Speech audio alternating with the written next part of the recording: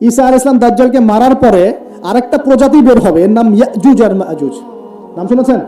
এই যে এই সূরার মধ্যেই আছে, এই সূরা কাহফের কথা বললাম না, সূরা কাহফের পিছনের দিকে আছে ইন্না ইয়াজুজ ওয়া মাজুজ মুফসিদুনা ফিল আরদ। যুলকারনাইন বাদশার কথা পড়বেন, তিনি এই যে দেয়াল নির্মাণ করে দিয়েছিলেন লোহা এবং তামা দিয়ে, মনে আছে, পড়েছেন? আচ্ছা, এই ইয়াজুজ আর মাজুজ যখন বের হবে, পৃথিবীর পানি খেয়ে শেষ করে ফেলে দিবে একেবারে। এরা এত বেশি হিংস্র হবে যে এদের সাথে লড়াই করার মতো ক্ষমতা কোনো মানুষেরই থাকবে না। এমনকি ঈসা আলাইহিস সালামেরও নয়। ঈসা আলাইহিস সালাম তুর পাহাড়ে চলে যাবে মুসলিমদেরকে নিয়ে, তুর পাহাড়ের ভিতরে মুসলিমরা সেখানে লুকিয়ে থাকবে, পৃথিবীর মেসাকার অবস্থা হয়ে যাবে, পৃথিবীর পানি খেয়ে শেষ করে ফেলে দিবে একদম হিংস্র প্রজাতি। তখন ঈসা আলাইহিস সালাম আল্লাহর কাছে দোয়া করবেন, আল্লাহ এই বিভৎস জাতিকে ধ্বংস করো। আল্লাহ রাব্বুল আলামিন তখন ওই ইয়াজুজ আর মাজুজের এই কাঁধে, ঠিক কাঁধের মাঝখানে একটা ভাইরাস জন্ম দিবেন। কি জন্ম দিবেন? ওই যে বলি না মহামারীর ভাইরাস, অমুক ভাইরাস তমুক ভাইরাস, এই ভাইরাস আরো সামনে আছে বাকি এখনো। ওই ভাইরাসে, ওই পোকায়, ওই ব্যাকটেরিয়া বা যেটাই হোক আল্লাহ পাক যাই দিবেন, এতে করে ইয়াজুজ আর মাজুজের পুরো প্রজাতি ধপ ধপ ধপ ধপ করে মারা যাবে। মানে এটা ছোঁয়াচে রোগ হবে। কি রোগ হবে? ছোঁয়াচে। ঠিক যেমন আমরা একটু করোনা দেখলাম না, একজন থেকে আরেকজন, একজন থেকে আরেকজন, এরকম জিনিস চলবে আরো বিশ্বে। আর এখনকার নতুন রিসার্চ হচ্ছে ওই সাইবেরিয়া অঞ্চলের যে বরফগুলো আছে না, ওর নিচে এই 1 লাখ বছর, 1.5 লাখ বছর, 2 লাখ বছর আগের ভাইরাসগুলো নতুন করে জায়গা শুরু করেছে এখন আবার। হ্যাঁ, এগুলো বিজ্ঞানীরা বলছেন যে এগুলো আবার কোন দিন জানি পৃথিবীতে আত্মপ্রকাশ করা শুরু হয়। সবকিছুই ঘটবে। বিশ্বটার খুব রহস্য আছে, বিশ্বটার অনেক রহস্য আছে। আল্লাহ পাক এগুলো খেলার ছলে সৃষ্টি করেন নাই, পরীক্ষা। লিয়াবলুয়াকুম আইয়ুকুম আহসানু আমালা, আল্লাহ পাক বলেছেন। এরপরে ইয়াজুজ আর মাজুজের সব প্রজাতি মারা যাবে। নবীজি বলছেন জমিনে কোনো জায়গায় ফাঁকা থাকবে না, সমস্ত জায়গাতেই ওদের দেহ পড়ে থাকবে। আল্লাহু আকবার। এরপরে ঈসা আলাইহিস সালাম আল্লাহকে বলবেন, আল্লাহ জমিনটাকে পবিত্র করে দাও। আল্লাহ পাক কি করবেন জানেন? বড় বড় নখরওয়ালা, বড় বড় নখ আছে, নখ দেখেছেন? বড় বড় নখ, বড় বড় নখওয়ালা একটা স্পেশাল প্রজাতির পাখি আল্লাহ পাঠাবেন। কি পাঠাবেন? পাখি। এটা কোন পাখি, কি নাম আমরা জানি না। ঠিক এরকম করে এই এক শ্রেণীর পাখি আল্লাহ পাঠাবেন যাদের নখগুলো খুব বড় বড় হবে, বিশাল বিশাল নখ। এই নখগুলো দিয়ে তারা দেহগুলোকে উঠাবে, উঠিয়ে নিয়ে কোথায় যে ফেলে দেবে আল্লাহ ভালো জানেন। সুবহানাল্লাহ, আল্লাহু আকবার। আল্লাহ পাক বিশ্বে কত কি বাকি রেখেছেন এখন। এরপরে আল্লাহ পাক কি করবেন জানেন? আল্লাহ পাক বৃষ্টি বর্ষণ করবেন। এত বেশি বৃষ্টি হবে, এত বৃষ্টি হবে, জমিন ধুয়ে পরিষ্কার হয়ে যাবে। হাদিসে আসছে জমিন একদম চকচক করবে, জমিটা পরিষ্কার হয়ে চকচক করতে থাকবে। এরপরে, কারণ ওই ভাইরাস তো ধুতে হবে না, ভাইরাসকে ধুয়ে সাফ করতে হবে। তারপরে ঈসা আলাইহিস সালামের সময়ে বলা হচ্ছে, তার সময়ে একটা ডালিম, ডালিম দেখেছেন কিনা? আনার ডালিম, এই ডালিমের যে খোসা হয় না, এই ডালিমের খোসার নিচে একটা পুরো পরিবার আশ্রয় নিতে পারবে। কি বুঝলেন? এত বড় বড় ফল হবে, এত বরকত হবে জমিনের মধ্যে। কখন বরকত হয়? যখন একটা জনপদের অধিবাসীরা আল্লাহর সামনে আত্মসমর্পণ করে, তখন আল্লাহ বরকত দেন। আমরা কি আত্মসমর্পণ করছি? এই জন্যই তো অর্থনৈতিক মন্দা চলছে। এমনি এমনি নাকি? সুদ খাচ্ছেন, দিব্যি ঘুষ খাচ্ছেন, দুর্নীতি করছেন, জেনা করছেন, মানুষের সম্পদ আত্মসাৎ করছেন, মাপে কম দিচ্ছেন, আবার নামাজও পড়ছেন, মাশাআল্লাহ। তো বরকত কোত্থেকে আসবে? তো বরকত তখন আসে যখন একটা কওম আল্লাহর সামনে সম্পূর্ণ আত্মসমর্পণ করে।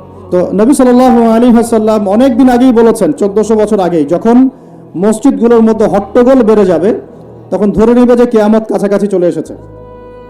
আর মসজিদগুলো হবে চাকচিক্যময়, চকচকা, দেখে মনে হচ্ছে তাজমহল। মসজিদগুলো হবে চাকচিক্যময়, কিন্তু মসজিদ থেকে হেদায়েত উঠে যাবে।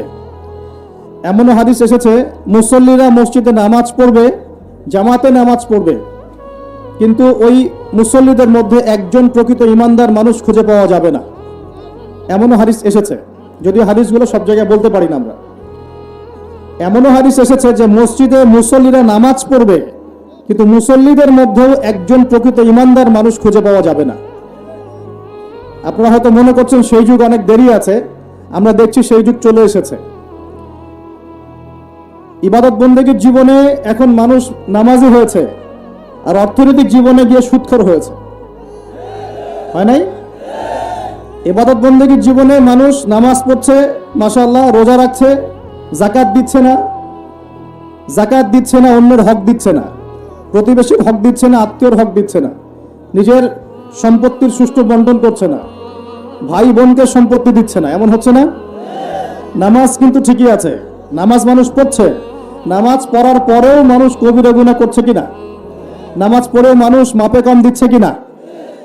এই যে রমজান মাস সামনে আসবে, এই রমজান মাসেও রোজা রেখে মানুষ মাপে কম দিবে না, পণ্যের দাম বাড়িয়ে দিবে না, পণ্য মজুত করে বাজারে কৃত্রিম সংকট তৈরি করবে না, কিছু অসাধু ব্যবসায়ী তৈরি হবে রমজান মাস, তার অপেক্ষায় বসে আছে কখন রমজান আসবে দাম বাড়িয়ে দিব, অপেক্ষা করে বসে আছে।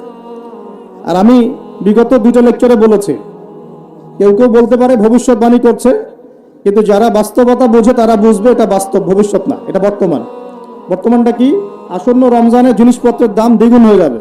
কি করবেন এখন?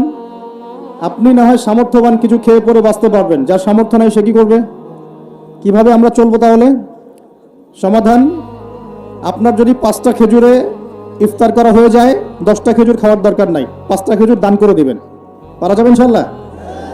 যদি আপনার একটা কাপড়, একটা ড্রেসে ঈদের পোশাক হয়ে যায়, আরেকটা কেনার দরকার নাই, ওইটা অন্য কাউকে দান করে দিবেন ইনশাল্লাহ। পারা যাবে? বাংলার মাটিতে প্রতি 5 জন মানুষের মধ্যে একজন হচ্ছে দারিদ্র্য সীমার নিচে বাস করে। আমাদের দেশে দারিদ্র্যের হার কত? কত পার্সেন্ট? কত পার্সেন্ট বলেন? 20%। কত পার্সেন্ট?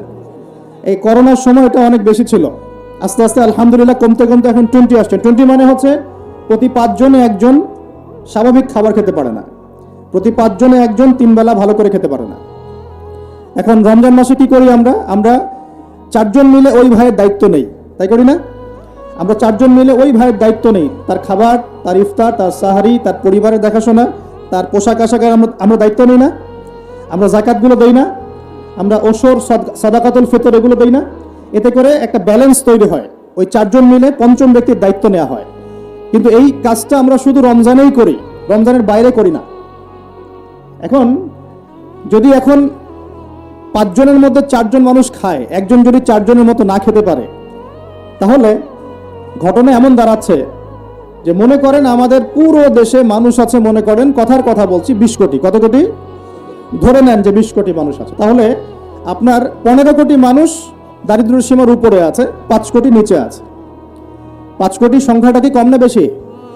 আচ্ছা, 15 কোটি মানুষ যে খাবার আমরা খাচ্ছি, এই খাবারের সাথে যদি আরো 5 কোটি মানুষকে আমরা খাওয়াতে চাই রমজান মাসে, তাহলে বাজারে যে খাদ্যদ্রব্য আছে এর উপরে চাহিদা বাড়বে না?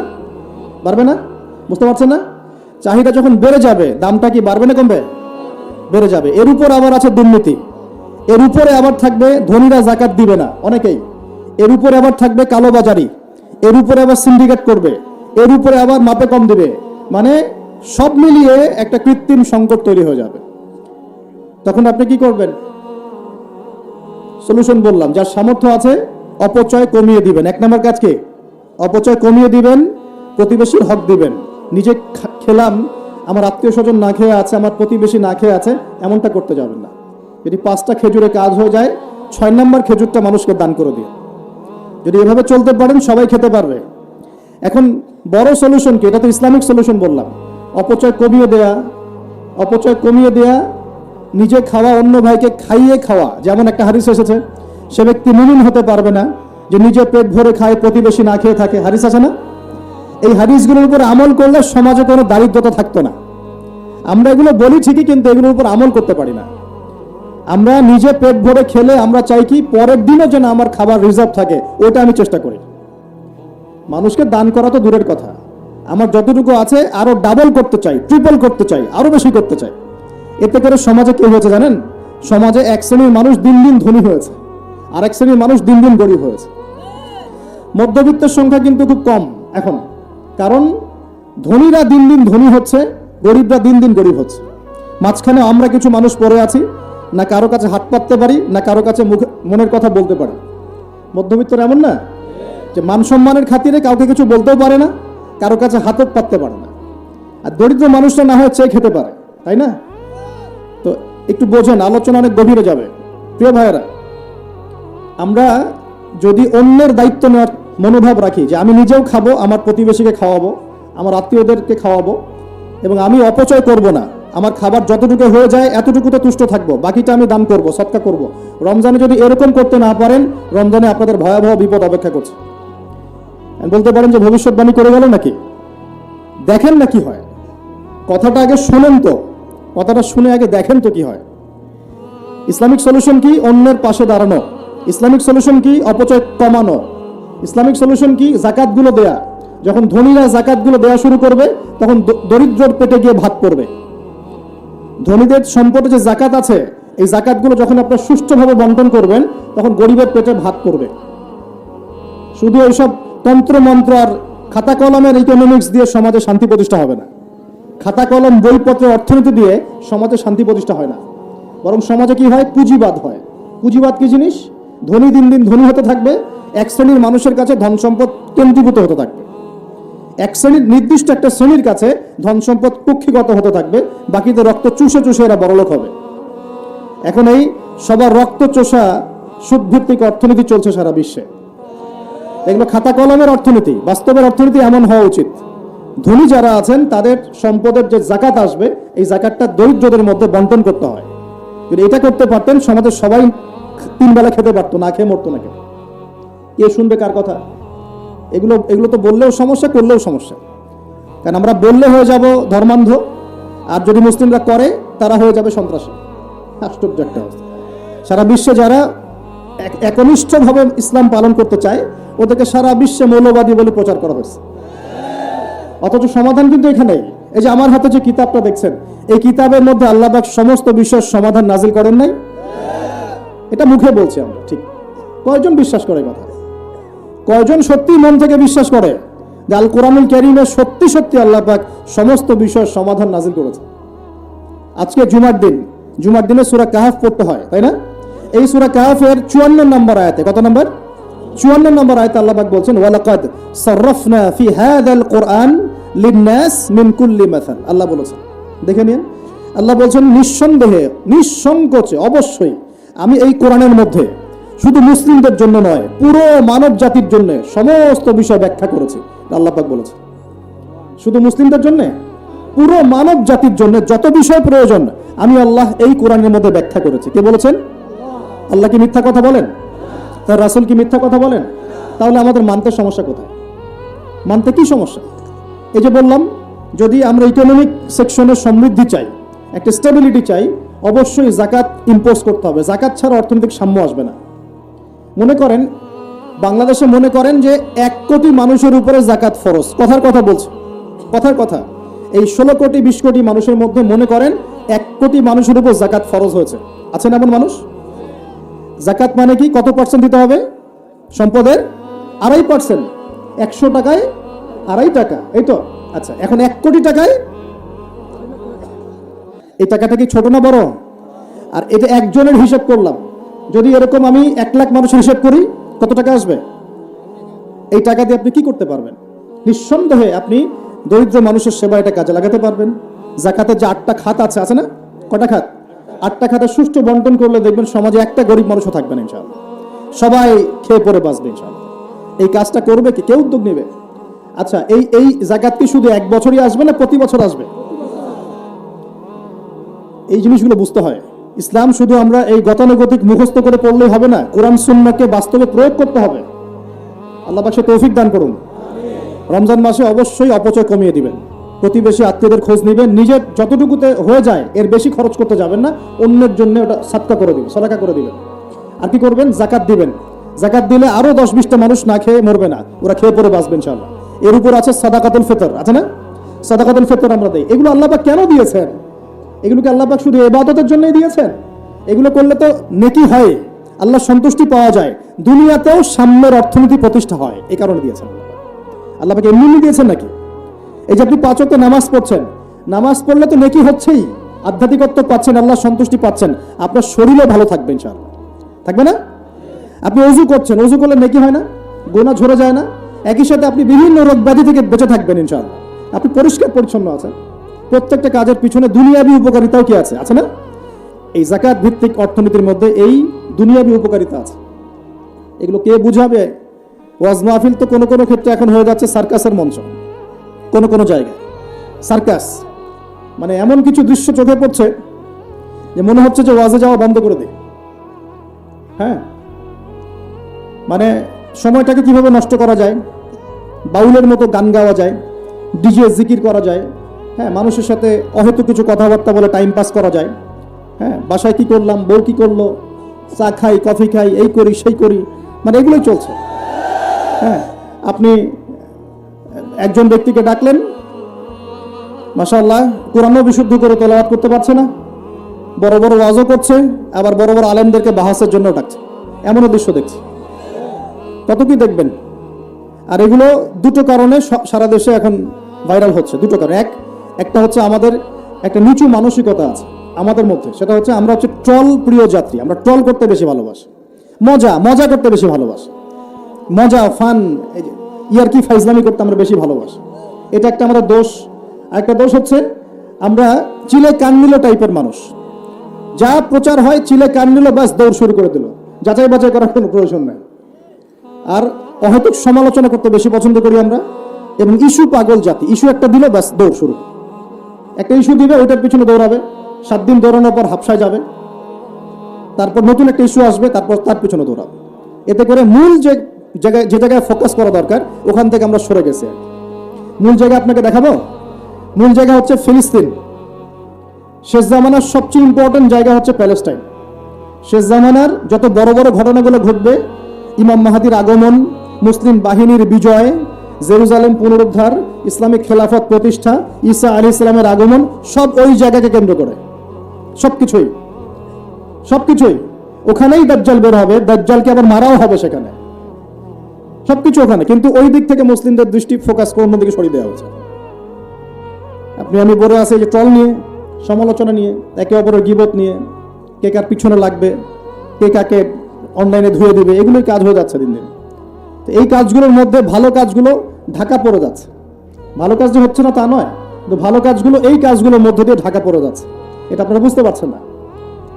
একজনকে ট্রল করতে করতে বানিয়ে দিয়েছেন আলেম, একজন কমেডিয়ান তাকে বানিয়ে দিয়েছেন আলেম, আরেকজনকে বানিয়ে দিয়েছেন এমপি। আর কয়েকদিন আরেকটু হলে এমপি হয়ে যেত ট্রল করতে করতে। এই চলছে। তো আমাদের এই মানসিকতা পরিবর্তন করার দরকার নাই। কোরআন সুন্নাহ কি খালি এখানে থাকবে, আমরা তেলাওয়াত করব এই জন্যই, নাকি বাস্তবে প্রয়োগ করতে হবে? এই রমজান মাসে নিয়াত করেন। আসন্ন রমজান কেন কথা বলছি? কারণ রমজান কিন্তু বেশি দিন নাই, কয়দিন আছে, 1 মাস 1.5 মাসও বাকি নেই। আপনাকে প্ল্যান করতে হবে, আধ্যাত্মিক পরিকল্পনা করতে হবে যে রমজান সামনে আসছে, এই রমজানে ইনশাআল্লাহ আমি আল কোরআন পুরোটা খতম দেবো ইনশাআল্লাহ। রমজান মাস আসার আগেই 5 ওয়াক্ত নামাজ আমি শক্ত করে ধরবো, যেন রমজানে আমি 5 ওয়াক্ত নামাজ জামাতে পড়তে পারি। রমজান মাস আসার আগেই কোরআন তেলাওয়াত যদি করতে না জানি, তেলাওয়াত করা শিখে নিতে হবে ইনশাআল্লাহ। রমজান আসার আগেই নিয়াত করে নিব যে এই রমজানে ইনশাআল্লাহ আমি প্রত্যেক দিন তারাবি জামাতে পড়বো ইনশাআল্লাহ, এবং খতম তারাবি পড়বো ইনশাআল্লাহ। রমজান মাসে যারা কোরআন আরবি জানি টুকটাক আমরা ভাঙ্গাচোরা, আমরা কোরআনটাকে শুরু থেকে শেষ পর্যন্ত অর্থসহ পড়বো ইনশাআল্লাহ। রমজান মাসে প্রত্যেক দিন কমপক্ষে একজন মানুষকে আমি ইফতার করাবো ইনশাআল্লাহ। রমজান মাসে আমি আমার যাকাতগুলোকে দিয়ে দিব ইনশাআল্লাহ। রমজান মাসে বেশি বেশি দান সদকা করবো ইনশাআল্লাহ। রমজান মাসে বেশি বেশি তাসবিহ তাহলিল হবে, জিকির আজগার হবে, আল্লাহর কাছে দোয়া করব, রোজা রেখে সমস্ত হারাম পাপ থেকে বেঁচে থাকবো ইনশাআল্লাহ। রমজানে শুধু সৎ কাজের আদেশ করব, অসৎ কাজে নিষেধ করব, নিজে আমল করব, পরিবারে প্রতিষ্ঠা করব ইনশাআল্লাহ। প্রত্যেক দিন 5 ওয়াক্ত নামাজ হবে, প্রত্যেক দিন মসজিদে নামাজের পর তালিম হবে ইনশাআল্লাহ। এভাবে পুরো রমজানটাকে উৎসবের উৎসাহে অতিবাহিত করার নিয়াত আগে করতে হবে। আল্লাহ পাক তৌফিক দান করুন। তো এখানে সবচেয়ে বড় বাধাটা হয় দুনিয়াবি ব্যস্ততা। এই জন্য রমজানের আগেই দুনিয়াবি ব্যস্ততাগুলো কমিয়ে আনতে হবে। চেষ্টা করবেন বড় বড় যে বাজারঘাটগুলো আছে এগুলো আগেই করে ফেলার। আর আমি তো বলেই দিলাম যে দাম কিন্তু এই সময় বাইরে যাবে, যদি এখন সামর্থ্য থাকে করে ফেলেন, সামর্থ্য থাকলে করে ফেলেন। আর যাদের সামর্থ্য কম তাদের জন্য কি হবে, পুরো দেশব্যাপী সামাজিকভাবে, যেমন একটা সংগঠন আপনাদের না, এই এরকম সংগঠন যেগুলো আছে নন প্রফিটেবল এবং non political organisation, both political and non political, সমস্ত অ্যাসোসিয়েশনগুলোর উদ্যোগে বা ফাউন্ডেশন অ্যাসোসিয়েশন যেগুলো আমরা করি ছোটোখাটো, এগুলোর উদ্যোগে ইফতার বিতরণ প্রজেক্ট করতে হবে। পারা যাবে ইনশাল্লাহ। যে যাদের সামর্থ্য আছে সামর্থ্যবানদের টাকা পয়সাগুলো কালেক্ট করে যারা দুস্থ দরিদ্র অসহায় মানুষ তাদের বাসায় বাসায় 1 মাসের বাজার পৌঁছে দিতে হবে ইনশাল্লাহ। পারা যাবেন ইনশাল্লাহ। এই কাজগুলোর মধ্যে দিয়ে দেখবেন আল্লাহর রহমত বরকত নেমে আসছে ইনশাআল্লাহ। এই যে বললাম 5 কোটি মানুষ কিন্তু কম নয়, ওদেরকে খাওয়াতে হবে, তো খাওয়াতে হবে না? তাহলে এই আমাদের খাবারটাকে বন্টন করে ভাগ করে নিতে হবে। নিজের খাবারটা সবার সাথে কি করতে হবে, ভাগ করে নিতে হবে। এটা কি ইসলামের সৌন্দর্য না? এটা আল্লাহর হুকুম না? নবীর সুন্নত নয় কি? আল্লাহ নবীর বাসায় যদি কেউ আসতেন খাবারের জন্য, তার বাসায় যদি 2টা খেজুর থাকতো, সে 1টা খেজুর তিনি দিয়ে দিতেন, 2টা খেজুর দিয়ে দিতেন, দিতেন না? একদিন এক ভদ্রলোক সাহাবী বলতে পারি আমরা তাকে, তিনি এসেছেন, এসে খাবার চেয়েছেন। নবী সাল্লাল্লাহু আলাইহি ওয়াসাল্লাম তার সমস্ত স্ত্রীদের ঘর খুঁজে একটা খেজুর পান নাই। চিন্তা করতে পেরেছেন? তারপর তিনি বলেছেন, তোমাদের কার কাছে কি আছে নিয়ে আসো। এরপর নবী সাল্লাল্লাহু আলাইহি ওয়াসাল্লামের সাহাবীরা যার ঘরে যা ছিল অল্প অল্প করে নিয়ে আসা শুরু করলো। দেখা গেল যে মসজিদ নববীর বারান্দায় খাবারের স্তূপ হয়ে গেল একটা। মাশাআল্লাহ। এই যে একের বিপদে সবাই এগিয়ে আসা, এটা ইসলামের সুন্নাত, এটাই নবীর সুন্নাত। রমজান মাসে এই জিনিসটা চর্চা করতে হবে, আল্লাহ পাক তৌফিক দান করুন। আর রোজা রেখে ভুলেও গীবত, তহমত, সমালোচনা এগুলো করতে যাবেন না।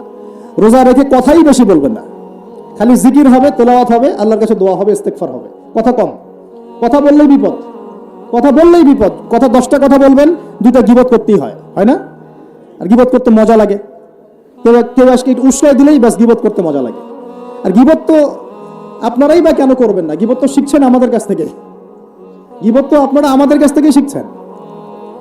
আমি আপনাদেরকে কি শিখাবো? আমরা আপনাদের কি শিখাইলাম? ওয়াজ মাহফিলে উঠে একজন বক্তা আরেকজন বক্তার গীবত না করলে ওয়াজ হয় না, এক আলেম আর এক আলেমের পিছনে হাত না দিলে ওয়াজ হয় না। তা আমি কি শিখাবো আপনাকে? আপনারা নিজেরা শেখেন, আমার দিকে তাকানোর দরকার, নিজেরাই শেখেন। প্রিয় ভাইরা, রমজান মাসে রোজা রেখে এই কাজগুলো করতে যাবেন। কথাই কম বলবেন, কথা বললেই বিপদ। মানুষ যদি 2টা গালি দেয় চুপ করে থাকেন, ও তার আমল নামা নিয়ে আল্লাহর সামনে দাঁড়াবে। আর কিয়ামতের মাঠে বহু নেকি ফ্রি পাওয়া যাবে। এটা কি জানেন? অনেক নেকি বিনামূল্যে ফ্রি আসবে আমল নামায়। কেন আসবে বলি হাদিসটা। নবী সাল্লাল্লাহু আলাইহি ওয়াসাল্লাম বলেছেন, তোমরা কি জানো সবচেয়ে বড় মিসকিনকে? দরিদ্র মানুষকে, মিসকিনকে। সাহাবীরা বলছেন, আমরা তো মনে করি যার সম্পদ কম সেই মিসকিন।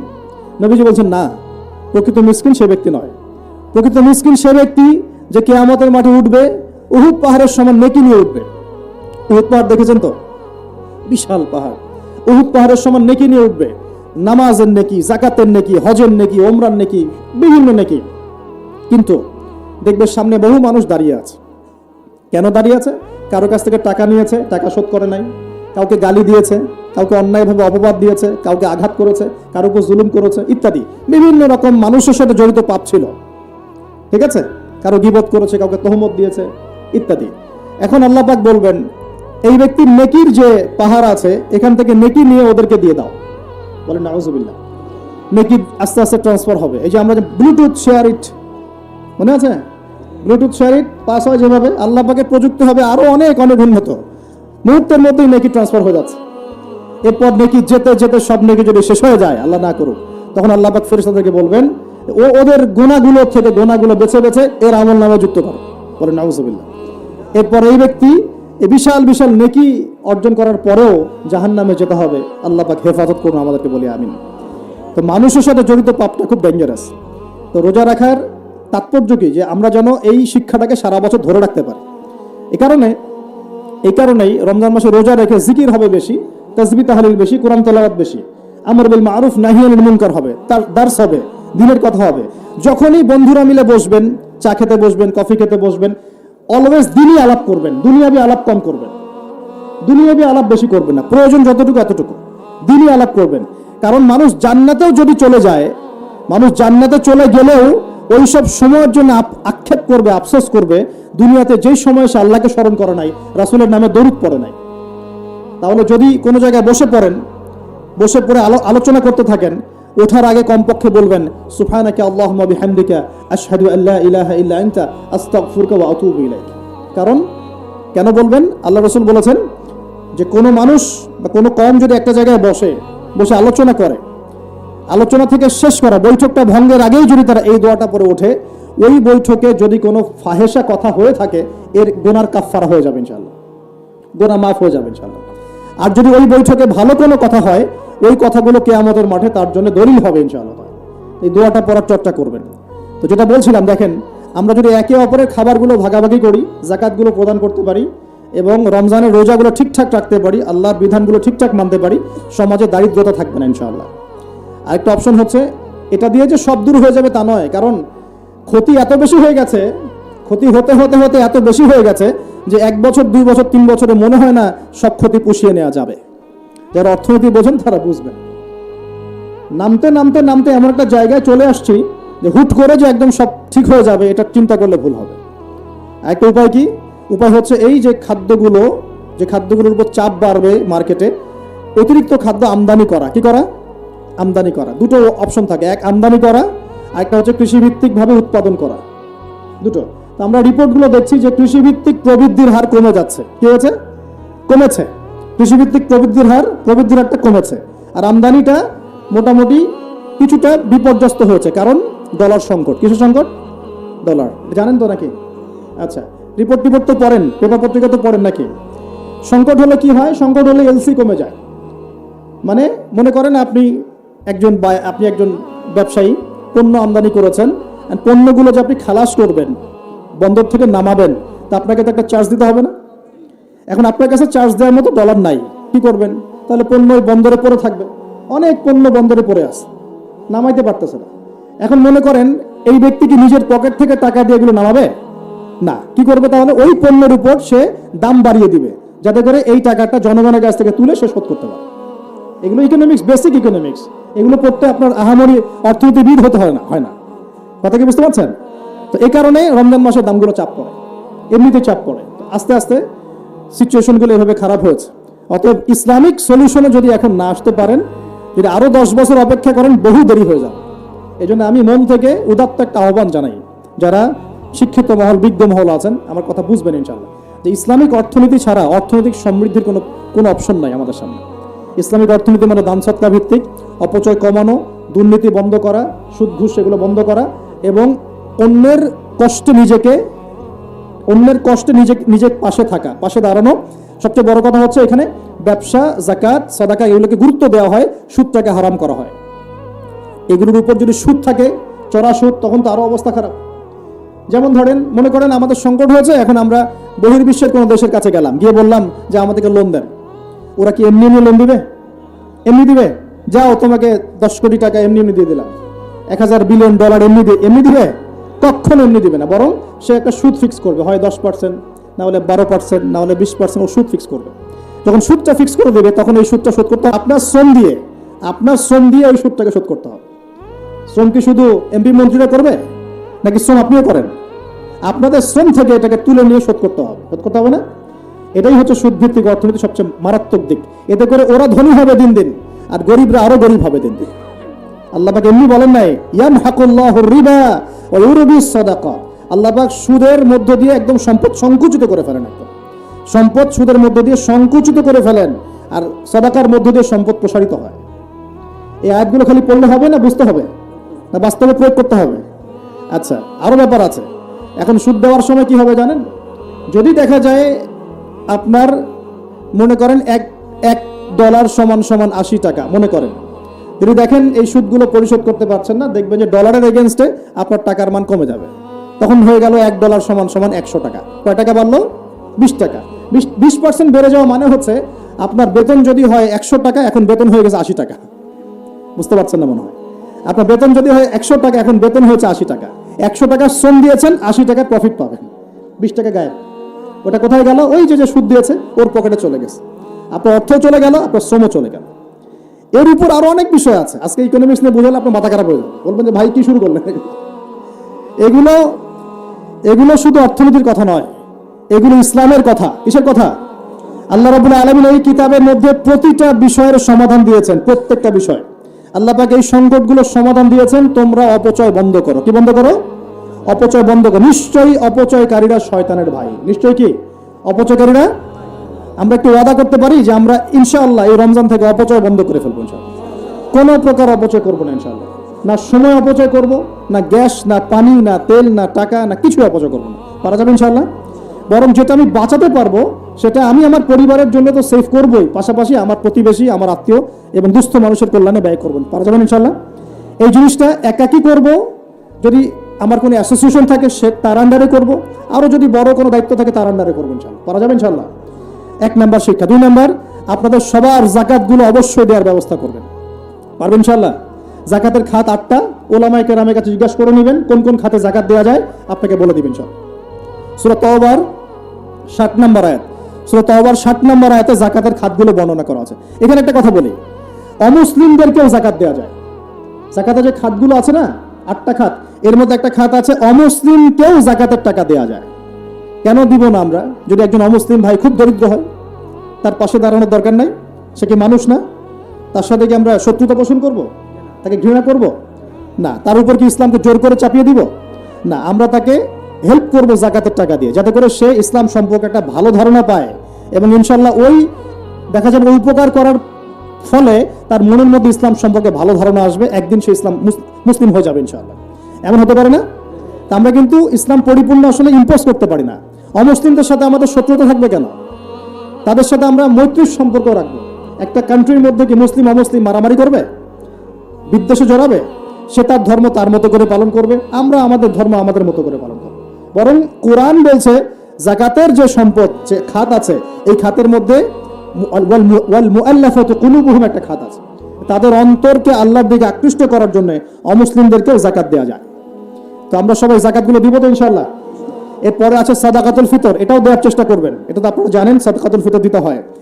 এরপরে রমজানে বেশি বেশি দান সাদাকা করবেন। এগুলো কিন্তু অপচয় হচ্ছে না, এগুলো পরকালে সঞ্চয় হচ্ছে ইনশাআল্লাহ। এই দান সদকা পরকালে সঞ্চয় হচ্ছে না?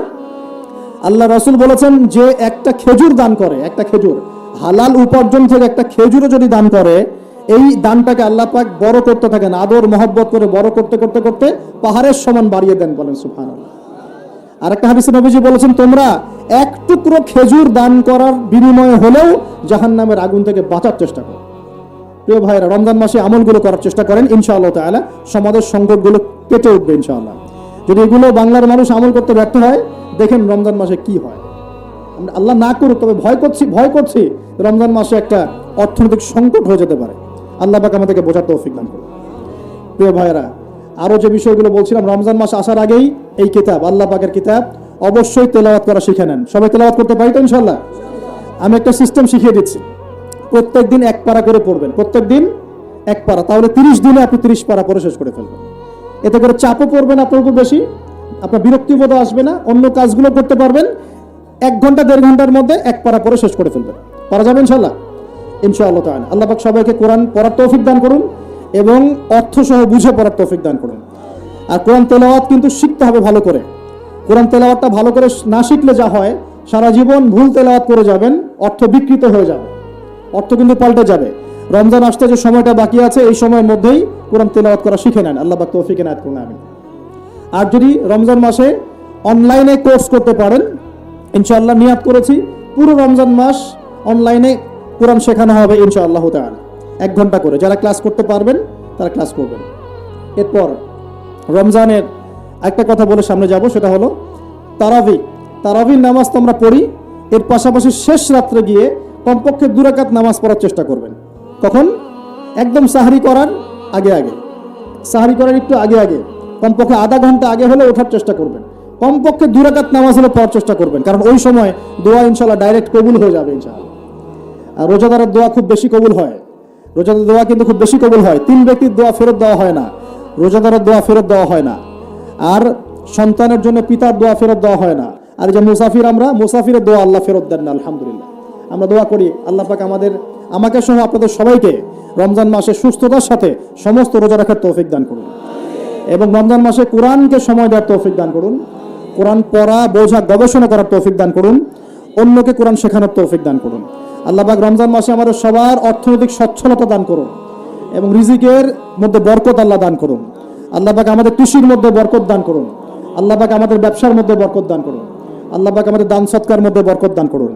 এবং আল্লাহ রাব্বুল আলামিন আমাদের সবাইকে রমজান মাসে তারাবি, তাহাজ্জুদ, জিকির আজগার, তাসবিহ, তাহলিল, ভালো কাজের আদেশ, অন্যায় নিষেধ, এই কাজগুলোতে ব্যস্ত থাকার তৌফিক দান করুন। আমরা দোয়া করি আল্লাহ রাব্বুল আলামিন আমাদের সবাইকে যেন পারিবারিকভাবে, সামাজিকভাবে এবং রাষ্ট্রীয়ভাবে ইসলাম পালন করার তৌফিক দান করেন। আমি এখন একটা বিষয়ের দিকে ইঙ্গিত করছি।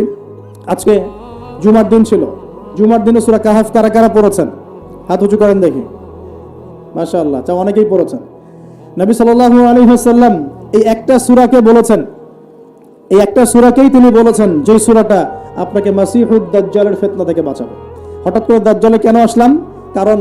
কারণ সারা বিশ্বে এখন চলমান যে 4-5টা ইস্যু চলছে, একটা হচ্ছে ইউক্রেন রাশিয়ার যুদ্ধ, একটা ইউক্রেন রাশিয়া আসলে পশ্চিমাদের সাথে রাশিয়ার যুদ্ধ আর কি, ইউক্রেন রাশিয়া নয়, এখানে ন্যাটোর সাথে রাশিয়া লড়াই করছে। দ্বিতীয় ইস্যু চলছে কোরআন পুড়িয়ে দেওয়া ইস্যু চলছে না? কোরআন পুড়িয়ে দেওয়া ইস্যু। একটা ইস্যু চলছে অর্থনৈতিক মন্দা সারা বিশ্ব জুড়ে। একটা ইস্যু চলছে এখন ধামাচাপা পড়ে গেছে, কিন্তু যখন সময় হবে তখন আবার রাইজ করতে পারে। সেটা হলো করোনা ইস্যু, আছে না? মাঝখানে খুব দৌড়ঝাঁপ হলো, হঠাৎ এখন নাই, এখন আছে নাই, আবার যদি ওদের প্রয়োজন হয় তখন এই ইস্যু আবার নিয়ে আসবে আর কি, ঠিক আছে? আচ্ছা, তারপরে এখন চলছে আরেকটা নতুন সবচেয়ে মারাত্মক ইস্যু, সেটা হলো ফিলিস্তিনিদেরকে দেখলেই গুলি মেরে দিতে বলা হয়েছে। দেখেছেন? দেখেন নাই মনে হয়। আমরা যে মসজিদটা দেখেছি আল আকসা, দেখেছেন? এই আকসাকে সরিয়ে দিয়ে সেখানে থার্ড টেম্পল নির্মাণ করার প্ল্যান হচ্ছে। মানে এই যে থার্ড টেম্পল তো বোঝেন না, হাইকেলে সুলাইমানি, মানে ওরা মনে করে যে তারা বানু ইসরাইল। একটু বোঝেন, ওরা মনে করে যে ওরা বানু ইসরাইল, আসলে ওরা বানু ইসরাইল নয়, ওরা হচ্ছে ইউরোপিয়ান জিউস। ওরা মনে করে যে ওদের একজন মাসিহ আসবে। কে আসবে? মাসিহ। মাসিহ মানে ত্রাণকর্তা। মাসিহ মানে কি? ত্রাণকর্তা। যে আসলে তারা শুধু আরব না, সারা বিশ্ব তারা শাসন করবে, এমনটা তারা মনে করে। এবং ওদের ধর্মগ্রন্থে একটা আছে তালমুদ, কি নাম? তালমুদ। এই তালমুদের মধ্যে লেখাও আছে যে একজন মাসিহ আসবে, যে মাসিহ আসলে তারা বিশ্ব শাসন করবে। বাস্তবতা হচ্ছে ওই মাসিহ এসেছিলেন, আসেন নাই? ওই মাসিহ সত্যি সত্যি এসেছিলেন, কিন্তু তারা তাকে চিনতে পারে নাই। সেই মাসিহের নাম কি? নবী ঈসা আলাইহিস সালাম। আমরা বলি না মাসিহ ইবনে মারইয়াম, আমরা বলি না ঈসা আলাইহিস সালামকে আল্লাহর মাসিহ না, ত্রাণকর্তা। ঈসা আলাইহিস সালামকে তারা চিনতে ব্যর্থ হয়েছে এবং তাকে তারা হত্যারও চেষ্টা করেছিল, কিন্তু আল্লাহ রাব্বুল আলামিন তাকে উঠিয়ে নিয়েছেন কোথায়? আল্লাহর কাছে, আল্লাহর কাছে। ওয়া মা কাতালুহু ওয়া মা সালাবুহু, তারা তাকে হত্যাও করে নাই, ক্রুশবিদ্ধ করতে পারে নাই, বরং আল্লাহ পাক তাকে বাল রাফাআহু আল্লাহু ইলাইহি, আল্লাহ পাক তাকে তার কাছে উঠিয়ে নিয়েছেন। তো বিষয়টা কি দাঁড়ালো? ওরা মনে করে যে ওদের একজন মাসিহ আসবে, যেই মাসিহ আসলে পরে তারা সারা বিশ্বটাকে শাসন করবে, ঠিক আছে? কারা শাসন করবে? জিউসরা, যারা মনে করে ওরা বানু ইসরাইল। আসলে তারা বানু ইসরাইল নয়, তারা ইউরোপিয়ান জিউস। এখন ওরা চায় এই মসজিদে আকসাকে সরিয়ে দিয়ে ওখানে হাইকেলে সুলাইমানি নির্মাণ করতে। এটা কি? সুলাইমান আলাইহিস সালামের সময় তারা যেমন বিশ্ব শাসন করেছিল না, মনে আছে? সুলাইমান আলাইহিস সালামের সময় এত দাপট ছিল তখন, যে সুলাইমান আলাইহিস সালাম যখন বলতেন যে বাতাসকে ফ্লাই করতে, তখন এই সিংহাসন বাতাসে ফ্লাই করা শুরু করতো না? সুলাইমান আলাইহিস সালাম যখন জিনদেরকে বলতেন এই কাজ করো, জিনরা এই কাজ করতো। সুলাইমান আলাইহিস সালাম যখন বলতেন জিনদেরকে সমুদ্রে ডুব দাও, ডুব দিয়ে সমুদ্রের নিচ থেকে মণিমুক্তা বের করে নিয়ে আসো, তারা সেটা বের করে নিয়ে আসতো। সুলাইমান আলাইহিস সালাম জিনদেরকে দিয়ে এই মসজিদ নির্মাণ করিয়েছেন, মনে আছে? ওই যে লাঠির মধ্যে ভর দিয়ে তিনি দাঁড়িয়েছিলেন এবং লাঠি জমিনের পোকা খেয়ে ফেলেছিল। আর সুলাইমান আলাইহিস সালাম তখনই কিন্তু ইন্তেকাল করেছেন। যখন পড়ে গেলেন তার দেহটা, তখন জিনরা বলেছিল যে আমরা যদি জানতাম যে সুলাইমান মারা গেছে তাহলে এই শাস্তি ভোগ করতাম না, আছে না কোরআনে? তো সুলাইমান আলাইহিস সালামের সময় তাদের এত ক্ষমতা ছিল যে ওই যে সাবার রানী বিলকিস, মনে আছে? হুদহুদ পাখির ঘটনা। হুদহুদ পাখি এসে বলছে যে ওইখানে একটা দেখলাম সাবার রানী সূর্যকে পূজা করে। তো সুলাইমান আলাইহিস সালাম বলছেন কোন জিন আছো যে আমি এখান থেকে ওঠার আগে ওকে নিয়ে আসতে পারবে? এক জিন বলছে যে আপনি এখান থেকে উঠে দাঁড়ানোর আগেই ওই সিংহাসন নিয়ে চলে আসতে পারবে। কত শক্তি চিন্তা করেন। তো সুলাইমান আলাইহিস সালাম বলছেন এতে হবে না। আরেকজন জিন যার কাছে কিতাবের জ্ঞান ছিল, মানে সে আলেম ছিল, সে বলছে যে আপনার উঠতে হবে না, চোখের পলক ফেলার আগেই এটা হাজির হয়ে যাবে। সুবহানাল্লাহ। চোখের পলক ফেলার আগেই মনে করেন যে 500 মাইল দূরের একটা সিংহাসনকে তুলে নিয়ে আসবে এখানে, চিন্তা করেন তাহলে কত বড় শক্তি। তো এরকম শক্তি আল্লাহ পাক দিয়েছিলেন সুলাইমান আলাইহিস সালামকে, এবং ওই সময় বানু ইসরাইল কিন্তু সারা বিশ্বটাকে শাসন করেছে। এখন এরা মনে করে যে শেষে আবার একটা সময় আসবে যখন তারা আবার এই শাসনটা করবে। ওরা মনে করে একজন মাসিহ আসবে, এবং এই জন্যে তারা দাজ্জালকে মাসিহ মনে করে। কথাকে মিলাতে পারছেন? ওরা দাজ্জালকে কি মনে করে? মাসিহ মনে করে। ওরা মনে করে যে ফিলিস্তিনিদের এখানে থাকার অধিকার নাই, ওই জায়গা ওদেরই, ওরা ওদেরই মনে করে। এই কারণেই তো 1914 সাল থেকে শুরু করে যে 2023 পর্যন্ত প্রত্যেক দিন দেখবেন প্রতি বছর ওদের জায়গা বাড়াচ্ছে, বাড়িঘরগুলো ভেঙে দিচ্ছে, মা বোনদেরকে বের করে দিচ্ছে, ভাইদেরকে হত্যা করছে না? আর এগুলোকে মানবতা বিরোধী অপরাধ কেউ বলে না, বলে না। যদি ওই মজলুম ফিলিস্তিনিরা বলে আমার বাড়ি আমাকে ফিরিয়ে দাও, তখন ওদেরকে সন্ত্রাসী বলা হয়, তাই হয় না? তো এখন আসলে কি হবে, বিষয়টা কি হবে? এখন নতুন টাট্টা ইস্যু চলছে যে তারা বলছে প্যালেস্টাইনে থেকে দেখলেই গুলি মেরে দেবে। এখন কি হবে? এখন শোনেন কি হবে। আমরা বলছি এই যে কোরআন এবং হাদিস থেকে বলছি কি হবে। এই জুলুম নির্যাতন হয়তো আরো বাড়বে। কি হবে? আরো বাড়বে। আর মুসলিমদের যে অধঃপতন চলছে, আমাদের দোষের কারণে এই অধঃপতন আরো বাড়তে পারে। একটু দেখাচ্ছি। মুসলিমরা কি এখন 5 ওয়াক্ত নামাজ সবাই পড়ে? মুসলিমদের মধ্যে সবাই কি আল কোরআন পড়তে জানে? মুসলিমদের মধ্যে সবাই কি হালাল খায়? মুসলিমদের মধ্যে সবাই কি পর্দা করছে? মুসলিমদের সবাই কি আল্লাহর দ্বীন প্রতিষ্ঠার চেষ্টা করে? আমরা কি সত্যি সত্যি আগের সেই প্রজন্ম ধরে রেখেছি, না অনেকটা অধঃপতন হয়েছে আমাদের? হয় নাই? হয়েছে কি হয় নাই? আমরা আসলে আমাদের নিজেদের আধ্যাত্মিকত্ব, আমাদের ইমান, আমাদের আমল এগুলোকে কমিয়েছি। এ কারণেই ইসলামের বিরোধী শক্তি যারা আছে এরা কিন্তু শক্তি অর্জন করতে পেরেছে। একটা সময় কিন্তু এমন ছিল না। তো কোরআন সুন্নাহ যা বলছে দিন দিন এগুলো হয়তো বাড়তে পারে। একটা সময় আসবে যখন জুলুম সর্বত্র ছড়িয়ে যাবে, তখন আল্লাহ রাব্বুল আলামিন তার মনোনীত কিছু বান্দাকে বের করবেন এবং তাদের মধ্যে একজনকে নেতা বানাবেন। তার নাম হচ্ছে ইমামুল মাহদি। কি নাম? ইমামুল মাহদি। তার নাম কিন্তু ইমাম মাহদি নয়, তার নাম মুহাম্মদ। তার নাম কি? মুহাম্মদ। তিনি মুহাম্মদ সাল্লাল্লাহু আলাইহি ওয়াসাল্লামেরই বংশধরদের মধ্যে হবেন। ঠিক আছে? এবং তার নাম হবে মুহাম্মদ, বাবার নাম হবে আব্দুল্লাহ, মায়ের নাম হবে আমিনা, একদম নবী সাল্লাল্লাহু আলাইহি ওয়াসাল্লামের মতোই। তার হাত ধরে মুসলিমরা ইনশাআল্লাহ এই জুলুমের বিরুদ্ধে লড়বে এবং ইনশাআল্লাহ ওই যে জায়গায় সারা বিশ্বে জুলুম দেখছেন এগুলো আস্তে আস্তে উঠে যাবে এবং তারা বিশ্বের উপর রাজত্ব কায়েম করবে ইনশাআল্লাহ। এরপরে বের হবে মাসিহুদ দাজ্জাল। কে বের হবে? দাজ্জাল। এ আবার কে? যাকে নবী সাল্লাল্লাহু আলাইহি ওয়াসাল্লাম বলেছেন যে পৃথিবীতে তার মতো বড় কোনো ফিতনা আসে নাই। সে পৃথিবীতে এসে খোদা দাবি করবে, বলবে আমি আল্লাহ। কি বলবে?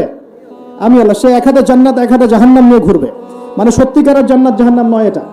এটা হচ্ছে যে তাকে মেনে নিবে সে তার কোনো ক্ষতি করবে না, তাকে সুখ শান্তিতে রাখবে, এই জান্নাত।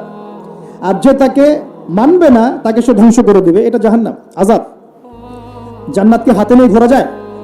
রূপক অর্থে বলা হয়েছে। সে বৃষ্টি দিতে পারবে, সে ফসল বেশি করে দিবে, যারা ওর আনুগত্য করবে তাদেরকে ফসল বাড়িয়ে দিবে, তার গুপ্তধন তার পিছু করবে, যারা তাকে মেনে নিবে ওদেরকে গুপ্তধন দিবে, আর অনেক কিছু সে করবে। সে এক কথায় পুরো বিশ্বটাকে নিয়ন্ত্রণ করে ফেলবে। কি করবে? পুরো বিশ্বকে নিয়ন্ত্রণ। কতদিন করবে?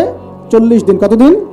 40 দিন। যার প্রথম দিন হচ্ছে 1 বছরের সমান, দ্বিতীয় দিন হবে 1 মাসের সমান, আর তৃতীয় দিন হবে 1 সপ্তাহের সমান। বাকি দিনগুলো আমাদের দিনের মতোই হবে। কিভাবে এটা হবে আল্লাহ ভালো জানেন, আমরা জানি না, ব্যাখ্যা করতে পারবো না। এটা ব্যাখ্যা করার মতো জ্ঞান আমাদের কাছে নাই। তবে এই জুলুম চিরস্থায়ী হবে না। আচ্ছা, একটা কথা একটু বোঝেন দেখি। মনে করেন এই ভাই, আপনার নাম কি? কি নাম আপনার?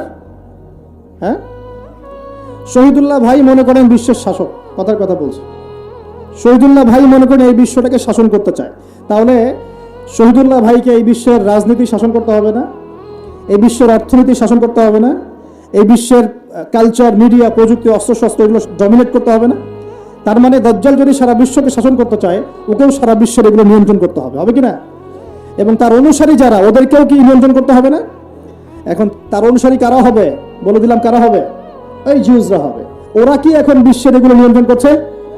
করছে কি না? করছে না? পুরো বিশ্বের বড় বড় ডিপার্টমেন্টগুলো কারা নিয়ন্ত্রণ করছে? আমরা নিয়ন্ত্রণ করছি? জি না। এমনকি খ্রিস্টানরাও নিয়ন্ত্রণ করছে না, বরং ওরাই নিয়ন্ত্রণ করছে। আপনাকে গভীরে ঢুকতে হবে। তো তার মানে সে আত্মপ্রকাশ না করলেও তার অনুসারীরা তো মাশাআল্লাহ শক্তিশালী হয়ে গেছে কিনা? তার মানে সময় কাছে না দূরে? কাছে। এটা বোঝার জন্য কি ভবিষ্যৎবাণী করা লাগে? গণক হওয়া লাগে? জ্যোতিষী হওয়া লাগে? এটা বোঝার জন্য কোরআন সুন্নাহর সাথে শেষ জামানা স্টাডি করলেই হয়। Economics, world affairs, history study করলেই বুঝতে পারেন। হৃদয়ের চোখ খুলে যাবে ইনশাআল্লাহ তাআলা। আল্লাহ পাক বোঝার তৌফিক দান করুন। এখন সে বের হয়ে বিশ্বটাকে শাসন করবে ঠিকই, কিন্তু তার সাথে লড়াই করার ক্ষমতা ওই সময় মুসলিমদের থাকবে না। তখন আল্লাহ পাক পাঠাবেন ওই যে সত্যিকারের মাসিহ ঈসা আলাইহিস সালামকে। তাকে পাঠাবেন। তিনি নামবেন সিরিয়ায়। কোন দেশে? সিরিয়ার দামেস্কে তিনি নামবেন। 2 ফেরেশতার কাঁধে ভর দিয়ে, তখন তার চুলগুলো দিয়ে টপ টপ করে মুক্তার মতো পানি ঝরতে থাকবে, এমনটা হাদিসে বলা হয়েছে। সুবহানাল্লাহ, সুবহানাল্লাহ। এত এত স্পেসিফিকলি হাদিসে বলা হয়েছে এটা হবে, এইটা হবে, ওইটা হবে, একদম স্পেসিফিকলি। তারপরে ঈসা আলাইহিস সালাম তিনি যখন ওই মুসলিমদেরকে পেয়ে যাবেন, তিনি তাকে ইমামতি করতে বলা হবে। ঈসা আলাইহিস সালাম বলবেন, না, আমি ইমামতি করতে পারবো না। ইমামতি এই উম্মতের জন্যই করা হয়েছে। বলেন সুবহানাল্লাহ। আমাদের ইমাম ইমামতি করবেন, তিনি পিছনে মুক্তাদি হবেন। একজন নবী মুক্তাদি হবেন আর ইমাম ইমামতি করবে। চিন্তা করতে পারেন? এরপর নামাজ শেষ হওয়ার পরে বলবেন তিনি, দরজা খুলে দাও, দরজা খুলে দাও। এটার ব্যাখ্যা আমার কাছে মনে হয় হয়তোবা তখন অবরোধ থাকবে, অবরোধটাকে তিনি ভেঙে দিতে বলবেন, হয়তোবা, আল্লাহ ভালো জানেন। দরজা খুলে দাও এর ব্যাখ্যা কি হতে পারে? কিসের দরজা খুলে দাও? কিসের বাঁধন খুলে দাও? নিশ্চয় একটা বাঁধনে মুসলিমদেরকে বেঁধে ফেলা হবে। তিনি ওটার বিরুদ্ধে মুসলিমদেরকে ঝাঁপিয়ে পড়তে বলবেন। তখন দাজ্জালের সাথে দেখা হবে। কোন দাজ্জাল? সত্যিকারের দাজ্জালের সাথে ঈসা আলাইহিস সালামের দেখা হবে, এবং ঈসা আলাইহিস সালামকে দেখা মাত্রই দাজ্জাল গলতে শুরু করবে। কি করবে? গলতে শুরু, লবণ যেমন গলে যায় না তাপ দিলে, এমন করে গলতে শুরু করবে। এবং ঈসা আলাইহিস সালামের নিঃশ্বাসে আল্লাহ পাক একটা অন্যরকম ক্ষমতা দিবেন। ঈসা আলাইহিস সালামের নিঃশ্বাস যতদূর পর্যন্ত যাবে দাজ্জাল পালাতে থাকবে। তার নিঃশ্বাস গিয়ে দাজ্জালের গায়ে লাগা পরে দাজ্জাল ওইখানেই মারা যাবে। আল্লাহ পাক এই শুধু তাকে নয়, তার সমস্ত অনুসারীদেরকে আল্লাহ পাক সেখানে মেরে ফেলবেন ইনশাআল্লাহ। মুসলিমদের হাতে। কার হাতে? মুসলিমদের হাতে। এটা জায়গাটা মেনশন করা আছে, বাবেলুদ নামক জায়গা। কোন জায়গা? বাবেলুদ। যান গুগল সার্চ করে দেখেন বাবেলুদ কোন জায়গায় আছে। আমি বলে দিব না, দেখেন কোন জায়গায় আছে, কারা ওটা নিয়ন্ত্রণ করছে দেখেন। ওইখানে দাজ্জাল মারা যাবে, মানে সত্যিকারের মসিহের হাতে মিথ্যা মসিহ মারা যাবে ইনশাআল্লাহ। ঠিক আছে? এবং তার অনুসারীদের পতন হবে। এরপরে ঈসা আলাইহিস সালাম এই ক্ষমতাটা দখল করবেন এবং সারা বিশ্বে তিনি শান্তি শৃঙ্খলা কায়েম করবেন। একজন ন্যায়পরায়ণ শাসক হবেন ইনশাআল্লাহ তাআলা। এবং তিনি নতুন কোনো শরীয়ত নিয়ে আসবেন না, উম্মতে মুহাম্মাদের শরীয়ত কায়েম থাকবে ইনশাআল্লাহ। এরপরে 40 বছর তিনি রাজত্ব করবেন। কত বছর? 40 বছর। এবং তার বিবাহ শাদীও হবে এবং তার ইন্তেকালও হবে। তাকে দাফন করা হবে নবী মুহাম্মদ সাল্লাল্লাহু আলাইহি ওয়াসাল্লামের ঠিক পাশেই। আল্লাহু আকবার। ঠিক তার পাশেই দাফন করা হবে। এরপরে মানুষ আবারও খারাপ হওয়া শুরু করবে। কেমন খারাপ হবে? ও আচ্ছা, মাঝখানে একটা কথা বলতে ভুলে গেছে। ঈসা আলাইহিস সালাম দাজ্জালকে মারার পরে আরেকটা প্রজাতি বের হবে, এর নাম ইয়াজুজ আর মাজুজ। নাম শুনেছেন? এই যে এই সূরার মধ্যেই আছে, এই সূরা কাহফের কথা বললাম না? সূরা কাহফের পিছনের দিকে আছে ইন্না ইয়াজুজ ওয়া মাজুজ মুফসিদুনা ফিল আরদ। যুলকারনাইন বাদশার কথা পড়বেন, তিনি এই যে দেয়াল নির্মাণ করে দিয়েছিলেন লোহা এবং তামা দিয়ে, মনে আছে? পড়েছেন? আচ্ছা, এই ইয়াজুজ আর মাজুজ যখন বের হবে পৃথিবীর পানি খেয়ে শেষ করে ফেলে দিবে একেবারে। এর এত বেশি হিংস্র হবে যে এদের সাথে লড়াই করার মতো ক্ষমতা কোনো মানুষেরই থাকবে না। এমনকি ঈসা আলাইহিস সালামেরও নয়।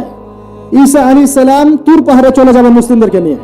তুর পাহাড়ের ভিতরে মুসলিমরা সেখানে লুকিয়ে থাকবে। পৃথিবীর মেসাকার অবস্থা হয়ে যাবে, পৃথিবীর পানি খেয়ে শেষ করে ফেলে দিবে একদম হিংস্র প্রজাতি।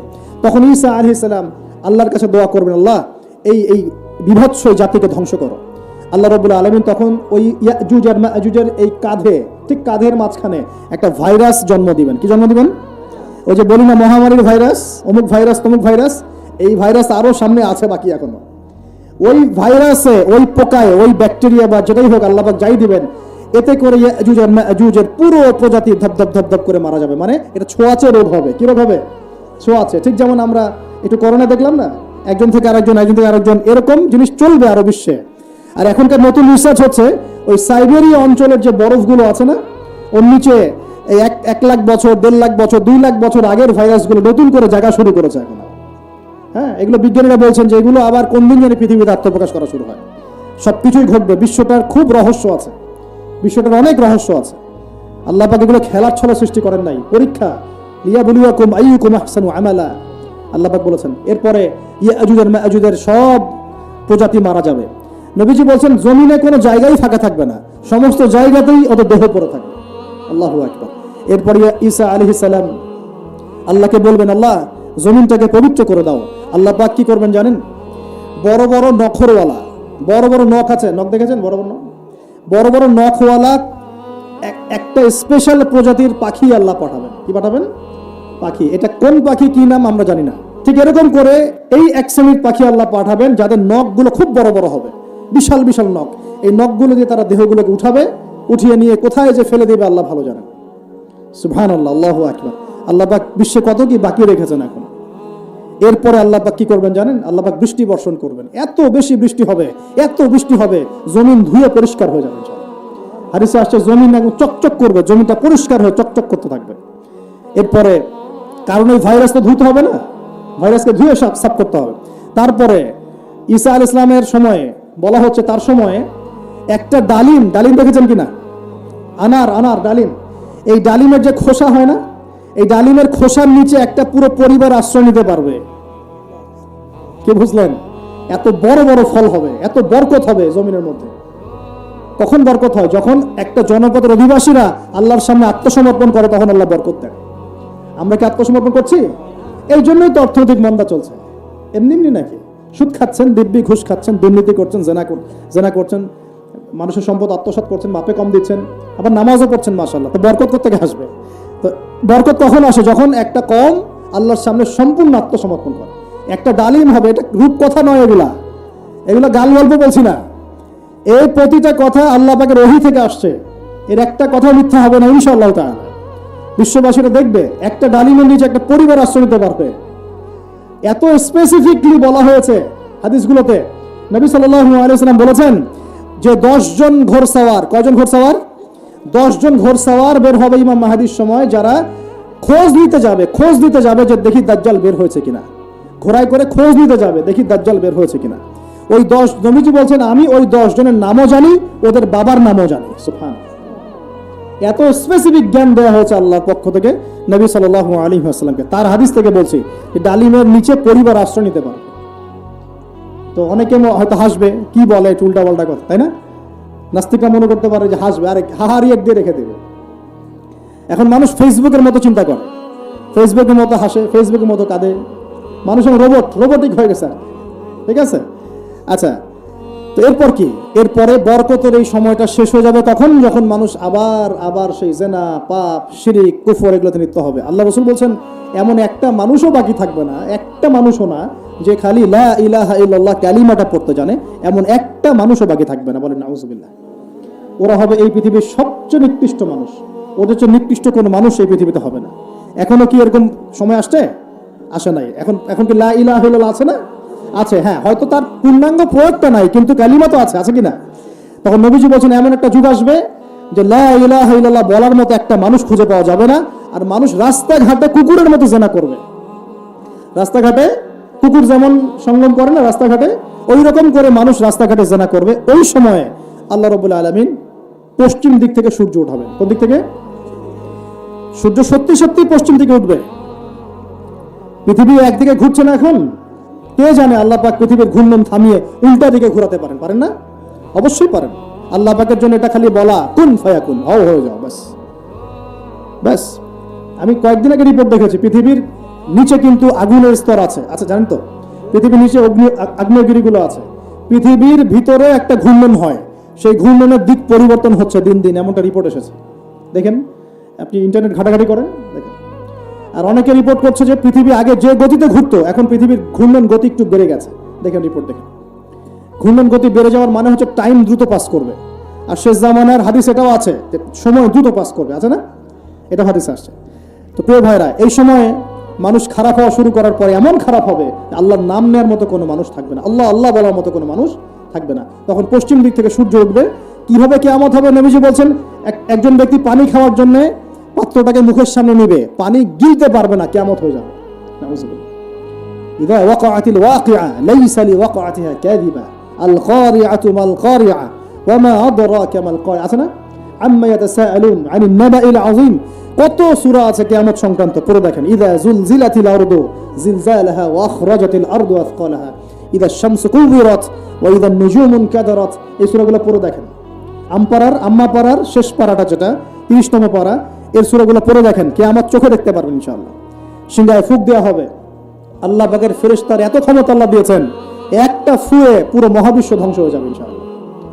চারটাখানি কথা নাকি? দ্বিতীয় ফুৎকারে আবার সবাইকে জীবিত করা হবে। এবং এই যে দুনিয়ার জীবনটা আমরা কাটাচ্ছি, এই 30, 40, 50, 60, 100 বছরের জীবন, এই জীবনের এক একটা হিসাব আল্লাহর সামনে দাঁড়িয়ে সেদিন দেওয়া লাগবে। অতএব এই দুনিয়ার জীবনটাতে প্রস্তুতি গ্রহণ করি, 5 ওয়াক্ত নামাজ পড়ি, যাকাত দেই, কালিমা বোঝার চেষ্টা করি, আল্লাহ তাওহীদ শিখি, জানি, বুঝি, নবীর সুন্নত অনুযায়ী আমল করি, হালাল খাই, পরিবার গড়ি, মানুষকে সৎ কাজের দাওয়াত দেই, অসৎ কাজে নিষেধ করি, ইসলামকে আল্লাহর জমিনে প্রতিষ্ঠা করার চেষ্টা করি। আল্লাহ পাক যা দিয়েছেন, জানমাল, সময়, শ্রম, আল্লাহ পাক যা দিয়েছেন, ক্ষমতা, প্রতিপত্তি, সম্পদ, এগুলোকে আল্লাহর দ্বীনের জন্য ব্যয় করি। ইনশাআল্লাহ দুনিয়া সফল হব, পরকালে সফল হবে ইনশাআল্লাহ আযজা ওয়া জাল। আল্লাহ পাক আমাদের সবাইকে সমকালীন ফিতনাগুলো সম্পর্কে সচেতন থাকার তৌফিক দান করুন, এবং এই রমজান আসন্ন রমজানে পরিপূর্ণরূপে ইবাদত করার তৌফিক দান করুন, এবং এই ইবাদত এবং শিক্ষাগুলোকে সারা বছর ধরে রাখার তৌফিক দান করুন, এবং জামানা সম্পর্কে সচেতন থেকে আগামী দিনে যা হবে সেভাবে পদক্ষেপ নেওয়ার তৌফিক আল্লাহ পাক দান করুন। আমিন। আল্লাহ রাব্বুল আলামিনের কাছে দোয়া করি, আল্লাহ পাক আমাদের সবাইকে যেন ইসলামের জন্য কবুল করে নেন, আমাদের সবার সমস্যাগুলো দূর করে দেন, এবং সকলের হায়াতে রিজিকে বরকত